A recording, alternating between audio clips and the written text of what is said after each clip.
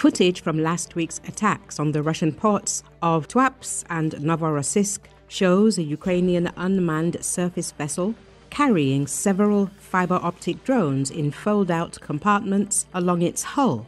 Forbes reports. The publication notes that the fiber-optic connection allows drones to fly without radio signals, making them immune to electronic jamming, one of the biggest threats in modern drone warfare. This is the first recorded use of fiber-optic drones launched from the sea. Until now, Ukraine has used unmanned aerial vehicles which are resistant to jamming primarily on land. However, mounting them on offshore platforms extends their range far beyond the coastline, making each such ship a mobile drone carrier. It is noted that Ukraine hinted at this possibility back in December 2024. At that time, the Ukrainian Navy published a video showing naval drone carriers launching FPV attack drones from internal compartments. These drones were installed on Magura-class unmanned naval vessels. The modified hulls are believed to have had hatches that opened into the sea, allowing FPV drones to take off. They are likely protected from saltwater and weather conditions.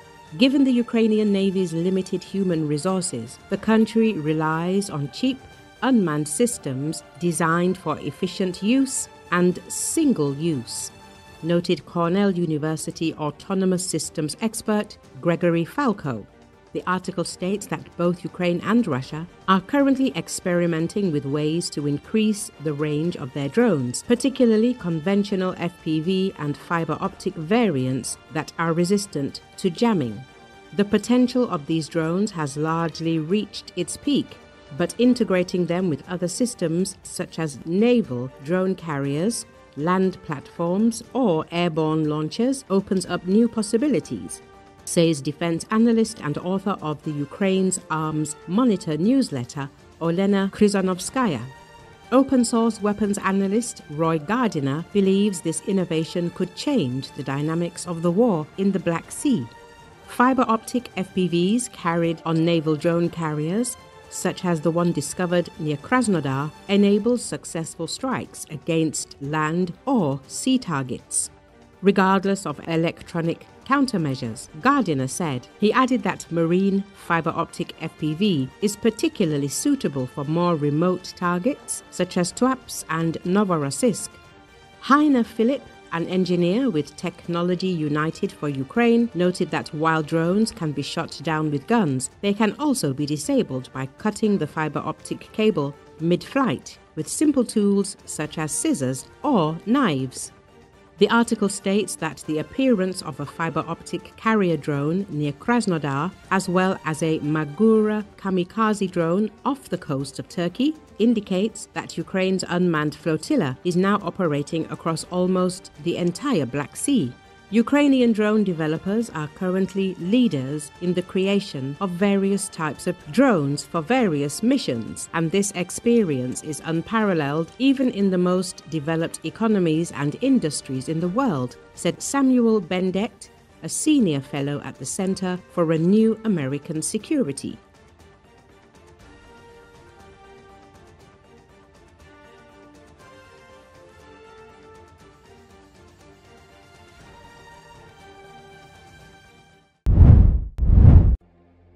House Speaker Mike Johnson says there's nothing to negotiate as government shutdown drags on. According to Associated Press, the Louisiana Republican sent House lawmakers home 2 weeks ago, and is not expected to call them back to work in Washington anytime soon. With the House having passed its bill, Johnson said it's up to the Senate to act. "There's nothing for us to negotiate," Johnson said. "The ball is in the Senate's court. Democrats are demanding that Republicans act now to prevent the expiration at year's end of insurance subsidies that some people use to purchase policies. Republicans say the health care funding issue can be discussed later, after the government reopens."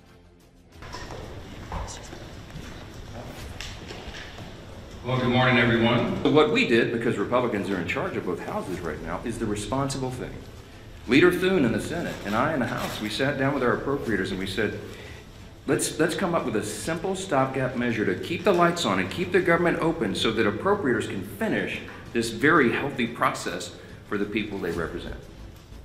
And so we put together a very simple, clean, continuing resolution. Why do we say it's clean? Because there's nothing to it. It's 24 pages. It's the bare minimum. It just says, keep the status quo, which, by the way, for all my Democrat friends, is the Biden-era policies and spending that we haven't been able to fix yet. We're in the process of getting appropriations done to repair all that, but we needed more time to do it. So Chuck Schumer is scrambling. He has to have an issue. None of their policies are very popular, so they decided to lob onto health care, and he decided to claim to all of you that is the issue with government funding. It is not. They're two totally separate things. The clean continuing resolution would simply keep the lights on so that the members in the House and Senate can have those debates on health care. We were always planning, and we have lots of ideas on the table on how to fix it, but we don't yet have consensus on it because it's very complicated. We have time to do it. Don't ask me, because here's the answer. Why aren't you negotiating? There's nothing for us to negotiate. The House has done its job. The House Republicans right now are working hard in their districts all around the country. They're meeting their constituents' needs. They're going and explaining and providing the answers, and they're trying to help them navigate through this madness. Some of our Republican colleagues, we had a big conference call on Saturday. Many of them are working throughout. They're making trips to all their rural hospitals in their district to help them navigate and access this fund that Chuck Schumer is trying to take away. Republicans are on the job. The ball is in the court of the Senate Democrats.